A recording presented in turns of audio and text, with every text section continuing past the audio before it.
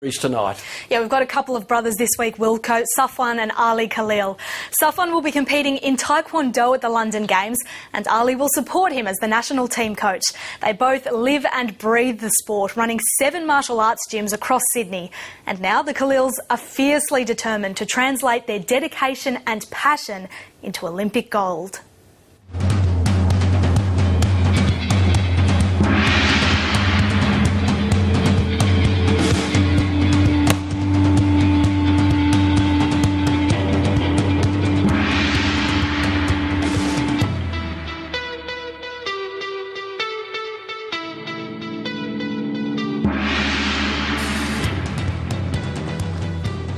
I truly believe I can win the Olympic Games. I truly do believe I can win the Olympic Games, and it's just all about preparing myself physically and mentally for that and believing in that on that day. Safwan Khalil was born to do one thing. Fighting. It's the best part. Like, I don't want to do anything else. And Ali Khalil is a fighter come coach who sacrificed his own career to take his brother to the top.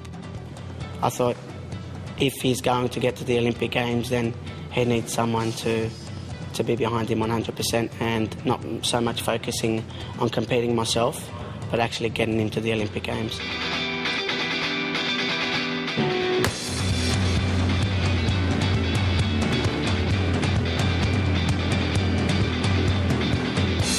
Australia will send only 2 athletes to compete in Taekwondo in London.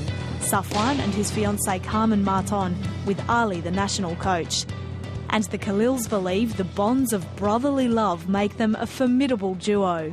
We've got to catch him in a little bit. On the last kick? Yeah. Okay. So we're catching him a little bit earlier. He's not just my brother, he's my mentor, he's my coach, he's my companion, I guess. You know, he's there for me all the time. He knows what works and what doesn't.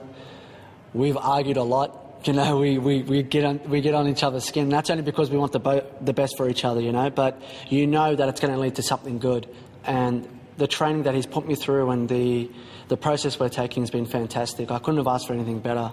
Our understanding is really good, and I think the bond and the love we have for each other works very well. He knows I'm in it for his best interest, so I think it's really good.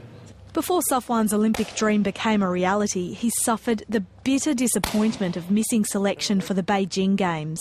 At the time, I hated the world. I hated everything about Taekwondo, and I went back home, but thank God I had a really supportive family, and that was another make or break point. That was a part of my life where I had to make a decision where I either go for it 100% and, you know, focus on the next one.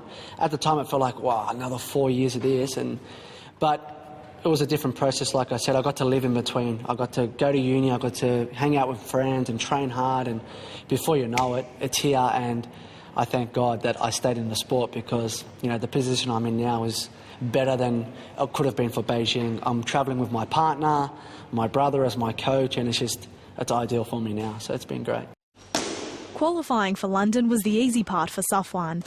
He must constantly diet to make the 58-kilogram division, compete around the world to accumulate more rankings points, and endure tough physical sessions with his training partner, Olympic hopeful Haida Shakara. The way I'm training him is I feel like I want to put him in the Olympic scenario session, every training session. I want him to feel that pressure. I want him to feel like each time he's with me, he's fighting one of the athletes that he may fight at the Games, and that's the kind of mentality I try to instill in him. Physical preparation is one thing, but the Khalils say it's the mental tenacity that will separate an Olympic fighter from an Olympic medalist. Really handling pressure, I think, is going to be the breaker in the Olympic Games. I've seen some amazing athletes really struggle under pressure. So I think good mindset and really trying to gel the hard work we've done over the last few months before the Olympic Games and make sure it comes out on the day.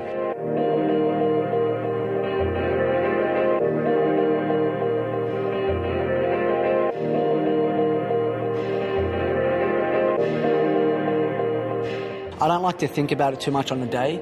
I like to do my training session the week of, know that my preparation is done, believe in my training, and then that week prior to the competition, I like to do a lot of visual imagery while I'm in bed, just sit down, see recap what I know is going to work, what I'm going to do, and then when it comes to the actual day of, switch off from too much thinking, believe in what I do, and just let my instincts take over, really. Safwan is currently ranked 7th in the world, but he and his support team are dreaming of the ultimate. I have never seen him in such good form as he is and as he's been now. At training, he's really lifted, and he's looking really strong, really fast, and he can definitely get that gold medal. I can say that without a doubt. There's nobody in that division that Safwan can't compete against and be victorious over. So I think he's got a really high chance of a great medal in the Olympic Games. And it's not long now till we find out just how this story ends.